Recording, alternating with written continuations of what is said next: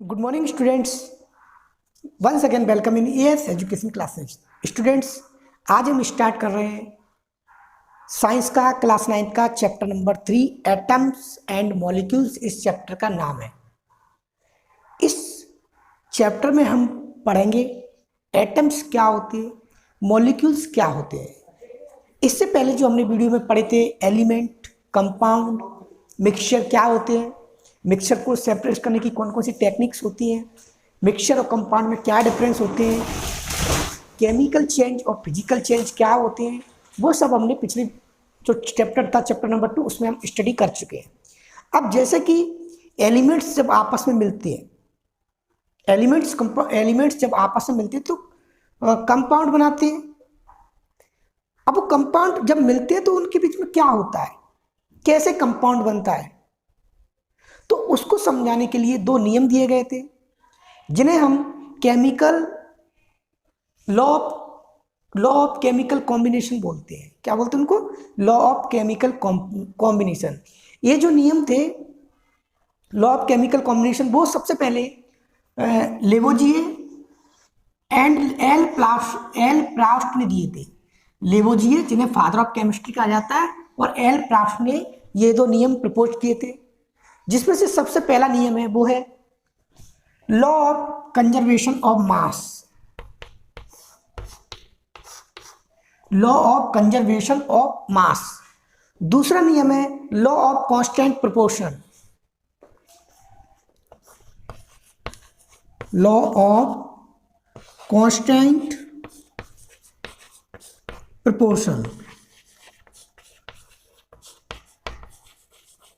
Law of constant proportion. तो सबसे पहले अपन पढ़ेंगे law of conservation of mass क्या होता है। जैसा कि आपने देखा कि law of conservation of mass को समझने के लिए हमें यहाँ पे एक डायग्राम बनाया है मैंने। इसमें क्या है, कॉनिकल फ्लास्क लिया हुआ है, जैसा आपको दिख रहा है ये कॉनिकल फ्लास्क है। इसमें हमने एक ऊपर की तरफ एक कॉर्क लगा दिया है। कॉर्क बाद में लगाएंगे, पहले हमने इसमें एक टेस्ट ट्यूब लिया, कांच का टेस्ट ट्यूब लिया, और उसके जो माउथ को हमने हैंग कर दिया। जिस प्रकार ये सपोज दैट ये टेस्ट ट्यूब, इसके माउथ को हमने हैंग कर दिया, लटका दिया, धागे से बांध दिया और इस कॉर्क से उसको लटका दिया, जैसा कि आप डायग्राम में देख सकते हैं। इसमें हमने सोडियम सल्फेट लिया है, और जो कॉनिकल फ्लास्क है उसमें हमने बेरियम सल्फेट लिया है। टेस्ट ट्यूब में क्या लिया हमने, यहाँ लिख देता हूँ मैं, टी का मतलब टेस्ट ट्यूब और CF का मतलब कॉनिकल फ्लास्क। टेस्ट ट्यूब में हमने लिया सोडियम सल्फेट और कॉनिकल फ्लास्क में लिया हमने बेरियम सल्फेट। ये दोनों हमने ले लिए। इसको इस प्रकार रखा कि ये दोनों आपस में अभी मिल ना जाए, लटकाया, और इसके ऊपर से हमने इसको कॉर्क लगा दिया, टाइट कर दिया। क्यों कर दिया ये अपन आगे बताएंगे।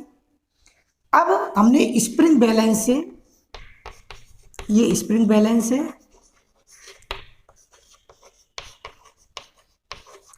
स्प्रिंग बैलेंस से हमने इसका वेट मेजर कर लिया, कितना मास है, मास मेजर कर लिया, कितना मास है वो हमने नोट कर लिया।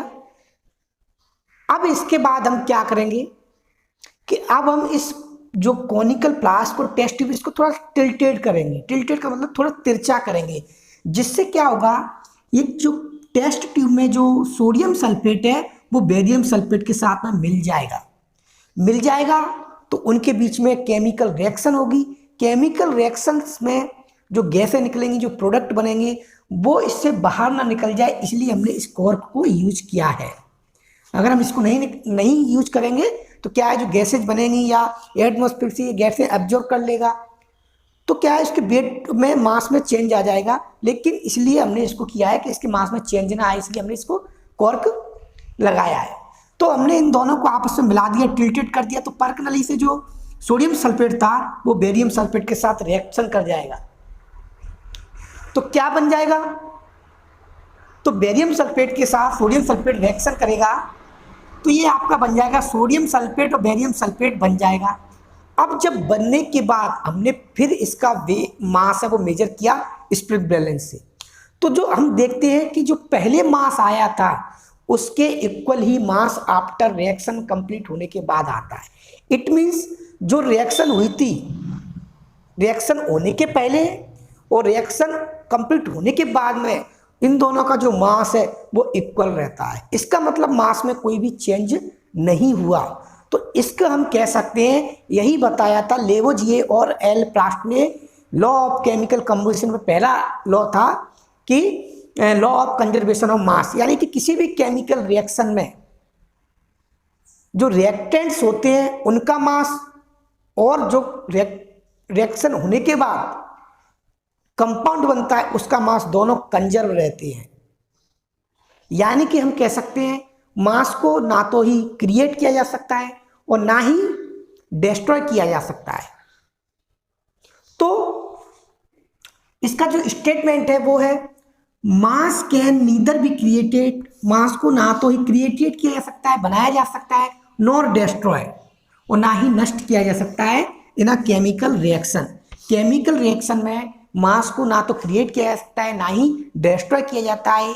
ये इसका स्टेटमेंट है law of conservation of mass. जैसा कि हमने इसमें देखा कि जो रिएक्शन होने से पहले जो मास था और रिएक्शन कंप्लीट हो गई उसके बाद जो मास है उन दोनों में कोई चेंज नहीं आया, इक्वल था। इसी को बोलते हैं हम law of conservation of mass. एक और एग्जांपल देते हैं, जैसे कि एलिमेंट ए है, एलिमेंट ये हमने एलिमेंट ए बनाया, ये एलिमेंट बी है और ए आके कंपाउंड बन गया। ये मैंने डिफरेंट कलर में बताया गया, ये वाइट, ये येलो, ये पिंक। तो जब ये दोनों मिलेंगे इनका जो मास होगा ये, इसको अपन बोलते हैं इन दोनों को रिएक्टेंट, रिएक्टेंट्स, और जो रिएक्शन के बाद में जो बनता है उसको बोलते हैं अपन प्रोडक्ट। तो रिएक्शन में जो पार्टिसिपेट करते हैं जो एलिमेंट्स उनको अपन बोलते हैं रिएक्टेंट्स। ए और बी यहाँ पर रिएक्टेंट्स हैं और रिएक्शन कंप्लीट हो गई, रिएक्शन कंप्लीट हो गई उसके बाद जो बना उसको कहते हैं अपन प्रोडक्ट। तो इसका जो मास है इन दोनों का मास इसके इक्वल होता है। यानी कि केमिकल रिएक्शन में मास को ना तो क्रिएट किया जा सकता है ना ही डिस्ट्रॉय किया जा सकता है। तो ये था law of conservation of mass. अब हम पढ़ेंगे लॉ ऑफ कांस्टेंट प्रोपोर्शन। यानी कि हम जो पढ़ रहे हैं, पहला हमने जो पढ़ा वो पढ़ा law of conservation of mass. इसके अकॉर्डिंग मास को ना तो क्रिएट किया जा सकता है ना ही डिस्ट्रॉय किया जा सकता है इन केमिकल रिएक्शन। अब पढ़ते हैं अपन law of constant proportion. Law of constant proportion का मतलब होता है जो एलिमेंट और कंपाउंड आपस में जब केमिकल रिएक्शन में कंबाइन होते हैं तो उनका जो ये जो बनते हैं ना वो एक डेफिनेट प्रोपोर्शन में बनते हैं, एक कांस्टेंट प्रोपोर्शन में बनते हैं। उनका एक निश्चित डेफिनेट प्रोपोर्शन होता है, वो कभी चेंज नहीं होता है। जैसे कि इसका सबसे पहले अपन स्टेटमेंट पढ़ते हैं, जो ये जो लेवोजिए के साथ जो साइंटिस्ट थे प्राउस्ट, उसके अकॉर्डिंग 1779 में क्या कहा था उन्होंने, इन अ केमिकल कंपाउंड, किसी भी केमिकल कंपाउंड जो केमिकल रिएक्शन के बाद बनता है, एलिमेंट जब आपस में कंबाइन होते हैं तो केमिकल कंपाउंड बनाते हैं केमिकल रिएक्शन में। इन्हें केमिकल कंपाउंड था एलिमेंट्री कॉन्स्टिट्यूएंट्स। एलिमेंट्री कॉन्स्टिट्यूएंट्स का मतलब होता है जिससे मिलकर के वो बना होता है। Elementary constituent always combine in a constant proportion by mass. Elementary constitute always combine constant proportion by mass. जो एलिमेंट्री कॉन्स्टिट्यूट होते हैं किसी भी कंपाउंड में वो कांस्टेंट प्रोपोर्शन में बनते हैं, कांस्टेंट प्रोपोर्शन में होते हैं उनके मास के अकॉर्डिंग। आइए अपन इसको एक उदाहरण से समझते हैं। एक उदाहरण लेते हैं हम वाटर।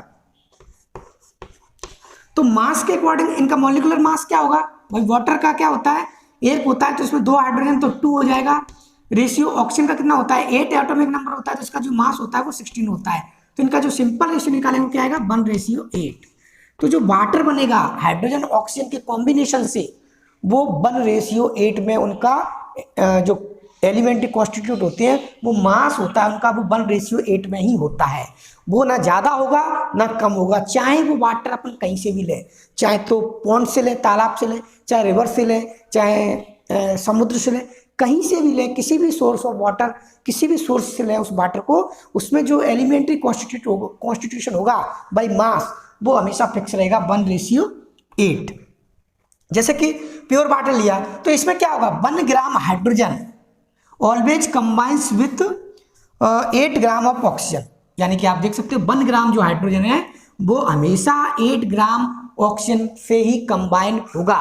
ऐसा नहीं है कि 3:2 हो जाए, नहीं होगा, 4:5 हो जाए, ऐसा कभी नहीं होगा। तो वो वाटर नहीं होगा, वो कोई और कंपाउंड होगा। तो वाटर के होने के लिए उसमें जो एलिमेंट्री कॉन्स्टिट्यूट है, जैसे हाइड्रोजन ऑक्सीजन, उनका जो मास है वो उनका एक डेफिनेट प्रोपोर्शन होता है, वो प्रोपोर्शन होता है 1:8, चाहे वो वाटर अपन कहीं से भी ले। इसके बाद बात करते हैं एक और एग्जांपल, जैसे कार्बन डाइऑक्साइड है। कार्बन डाइऑक्साइड जैसे हमें कहाँ से मिलती है? बर्निंग ऑफ कोल, कोल को हम जलाते हैं तो कार्बन डाइऑक्साइड मिलती है। हीटिंग ऑफ लाइमस्टोन, लाइमस्टोन जो चूना होता है उसको अपन जलाते हैं, उसमें पानी डालते हैं तो क्या होता है? कार्बन डाइऑक्साइड बनती है। तो जैसे कि अपन देखें कार्बन डाइऑक्साइड में क्या रेशियो होता है, तो CO2 होता है इसका फॉर्मूला। कार्बन का क्या होता है एटम, जो मास होता है कार्बन का वो 12 होता है। ऑक्सीजन का कितना होता है? 16, तो 2 जुड़े हैं उसमें तो 32 हो जाएगा। इनका जो सिंपल रेशियो निकालेंगे अपन वो क्या आएगा? इनका जो सिंपल रेशियो निकालते हैं अपन वो आएगा, 4 से डिवाइड करें तो 3:8, यानी कि ये लिखा है। इसी रेशियो में कार्बन डाइऑक्साइड जो कंपाउंड है उसमें एलिमेंट्री कॉन्स्टिट्यूट है, उसका रेशियो 3:8 होगा। चाहे वो कार्बन डाइऑक्साइड कैसे भी प्राप्त हो, कहीं से भी प्राप्त हो, उसका कोई भी सोर्स हो, चाहे तो बर्निंग ऑफ कोल से मिले, चाहे हीटिंग ऑफ लाइमस्टोन से मिले, चाहे अपन किसी भी जो लकड़ी वगैरह जलाएं उससे मिले, किसी से भी, चाहे अपन लैब में उसको प्रिपेयर करें, किसी से भी मिले, उसमें जो एलिमेंट्री कॉन्स्टिट्यूशन होगा, जो उससे बने हुए हैं, उनका जो मास होगा वो ये फिक्स रेशियो होगा 3:8। अब एक और एग्जांपल लेते हैं अपन, जैसे कि अमोनिया। अमोनिया का जो फॉर्मूला होता है NH3 होता है अमोनिया। इसमें क्या होगा? नाइट्रोजन जो होता है, नाइट्रोजन का जो मास होता है 14 होता है, और हाइड्रोजन 3 है इसमें तो 3 हो जाएगा। तो ये 14:3 में ही हमेशा मिलेंगे आपको, चाहे अमोनिया आप कहीं से भी प्राप्त करें, चाहे कहीं से भी उसका सोर्स हो। तो ये जो नियम थे, दोनों नियम थे केमिकल कॉम्बिनेशन के। पहला था law of conservation of mass, दूसरा है law of constant proportion. Law of constant proportion हमने इनको बहुत अच्छे से समझा। आई होप आपको समझ में आया हो गया। अब आपका अगर कोई क्वेश्चन होता है तो आप कमेंट बॉक्स में कमेंट करके हमें कोई भी क्वेश्चन पूछ सकते हैं, जिसका रिस्पॉन्स हम आपको जरूर देंगे। तो अगले वीडियो में हम फिर मिलेंगे एक और महत्वपूर्ण टॉपिक के साथ। तब तक के लिए जय हिंद, जय भारत।